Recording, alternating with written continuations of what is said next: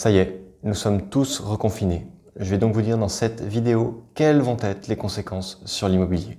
C'est parti! Salut les investisseurs intelligents, c'est un plaisir de vous retrouver aujourd'hui pour cette toute nouvelle vidéo. Ça y est, nous y sommes, on s'y attendait. Une deuxième vague épidémique, un deuxième reconfinement, enfin plutôt un deuxième confinement, donc un reconfinement général de la population. Mais comme sur cette chaîne YouTube, on ne parle que d'immobilier, eh bien on va à nouveau parler d'immobilier, mais on va voir quelles vont être les conséquences de ce confinement sur l'immobilier et plus particulièrement sur l'investissement locatif. La première conséquence que nous allons tous pouvoir observer, c'est une augmentation du nombre de biens mis à la vente sur le marché. Pourquoi une augmentation? Parce que les personnes, les entreprises vont se retrouver confrontées à des contextes qui vont les pousser nécessairement à la vente. Lors de la première vague, lors du premier confinement, il y a eu une augmentation du nombre de divorces en France de 150%. Ça veut dire que pendant les 6 semaines de confinement qu'il y a eu entre le premier et le deuxième trimestre de l'année 2020, eh bien, il y a eu 150% de divorces en plus sur cette période-là que sur la même période de 2019, de 2018, etc., etc. Et donc, il y a de grandes chances que l'on observe ce même phénomène pendant cette deuxième vague, pendant ce reconfinement. Et lorsque des personnes se séparent, eh bien, ils vont vendre leur résidence principale et ils vont probablement aller relouer ailleurs le temps de retrouver une autre résidence principale, chacun de leur côté.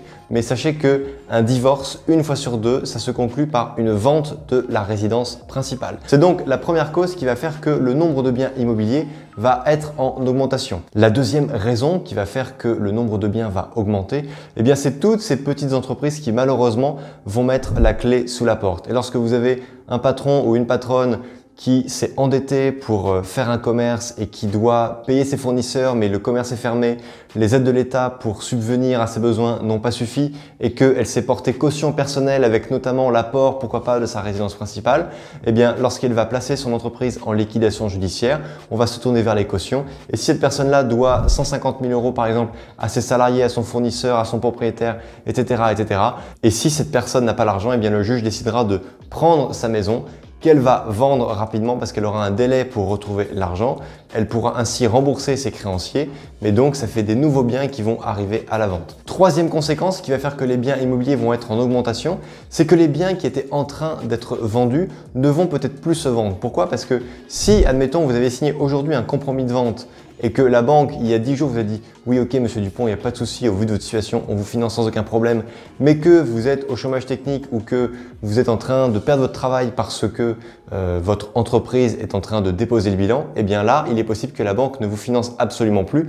Du coup, ce bien pour lequel vous aviez signé un compromis de vente se retrouvera à nouveau à la vente et va donc revenir sur le marché des biens à vendre. Et en plus, il va faire partie des biens avec les propriétaires fatigués. Donc, ce sont les biens pour lesquels le propriétaire a déjà eu un refus de crédit avec un premier acquéreur, un deuxième refus de crédit avec un second acquéreur, etc., etc. Plus il y a eu de nombre de fois où les personnes n'ont pas eu leur crédit, plus le vendeur est enclin à accepter une négociation parce qu'il veut vraiment se débarrasser de son bien.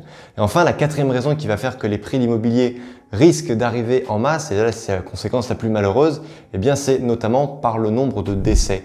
Aujourd'hui, par rapport à la même époque l'an dernier, le nombre de décès est en augmentation et lorsque vous avez des personnes qui décèdent, eh bien il y a des successions, il y a des maisons qui sont vendues pour payer les successions.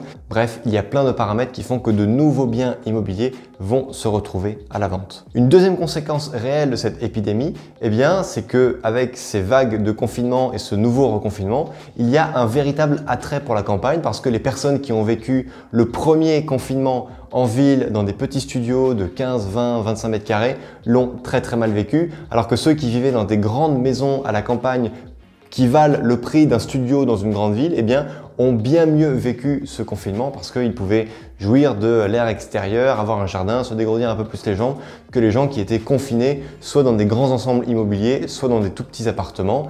Donc, il y a pour cela un véritable attrait pour la campagne. Et dans le même registre, eh bien, il y a les colocations à la campagne où c'est beaucoup plus simple de faire une colocation avec 4, 5, 6 chambres dans une maison en périphérie d'une ville avec un grand jardin, avec un parking, avec plein de choses qui font que la vie en maison est beaucoup plus agréable avec un loyer plus bas plutôt que d'être entassé en ville dans des chambres qui font 9, 10, 12 mètres carrés et être un petit peu les uns sur les autres dans des appartements qui font au maximum 45, 50 mètres carrés.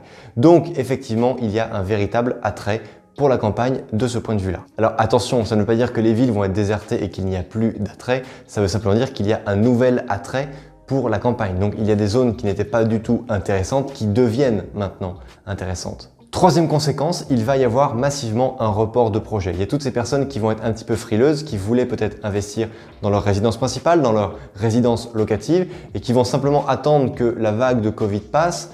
Le président de la République a annoncé qu'un vaccin serait potentiellement disponible au printemps 2021, donc ils vont peut-être attendre le printemps 2021 pour concrétiser leur projet, ce qui veut dire que des biens vont continuer à arriver à la vente, mais que les acquéreurs, eux, ne vont pas forcément augmenter, vont peut-être même baisser. Il va donc y avoir une différence entre l'offre qui va être importante et la demande qui va baisser, qui risque de se concrétiser par une baisse des prix. Mais si l'on regarde aujourd'hui l'historique que l'on a par rapport à la première vague d'épidémie de cette année 2020, eh bien, il y a eu certes des confinements, mais il n'y a eu aucune baisse de l'immobilier, il n'y a pas eu de baisse de loyer, il y a simplement eu un report de projet. Ce qui veut dire qu'il y a eu deux types de profils à l'issue de ce premier confinement. Il y a ceux qui étaient pressés de vendre et qui ont dû vendre vite parce qu'il y avait un pré-relais, parce qu'il y avait une dette, parce qu'il y avait une échéance à régulariser et donc ils ont dû vendre un petit peu avec perte et fracas. Et de l'autre côté, il y a ceux qui ont préféré reporter un petit peu leur projet ou en profiter pour négocier davantage des biens et donc faire de bonnes affaires. Et maintenant, c'est le monsieur Rodolphe, investisseur, qui va vous parler parce que sinon, je suis vraiment comme vous. J'ai envie que ce Covid arrête, qu'il s'en aille, que les gens arrêtent de pleurer, que les gens arrêtent de souffrir, que les services de réanimation arrêtent d'être surremplis et que on puisse reprendre une vie normale, qu'on puisse embrasser les gens qu'on aime, qu'on puisse sortir avec nos amis, qu'on puisse reprendre une vie tout simplement normale. Mais sinon, honnêtement, si vous êtes opportuniste, je peux vous garantir qu'il va vraiment y avoir d'excellentes affaires à faire. Donc, tenez-vous prêts, formez-vous, profitez des longues soirées d'hiver confinées pour regarder toutes les vidéos de la chaîne YouTube, pour vous former, pour acheter des livres, pour mettre à jour tous vos projets. Parce que je vous garantis que si à la sortie vous êtes prêts, il y aura de superbes affaires à faire. Voilà, chers amis, cette vidéo est terminée. Vous pouvez, comme d'habitude, me poser toutes vos questions en commentaire de cette vidéo. Vous pouvez me poser, je ferai une vidéo spéciale où je répondrai à toutes les questions que vous me poserez dans toutes les vidéos que je vais faire sur le sujet de cette crise du confinement et de ce que nous traversons tous actuellement. Donc n'hésitez pas à me poser généreusement des questions en dessous, je me ferai vraiment une grande joie d'y répondre. En attendant, n'oubliez pas comme d'habitude que crise ou pas crise, on fait la route ensemble. Ciao!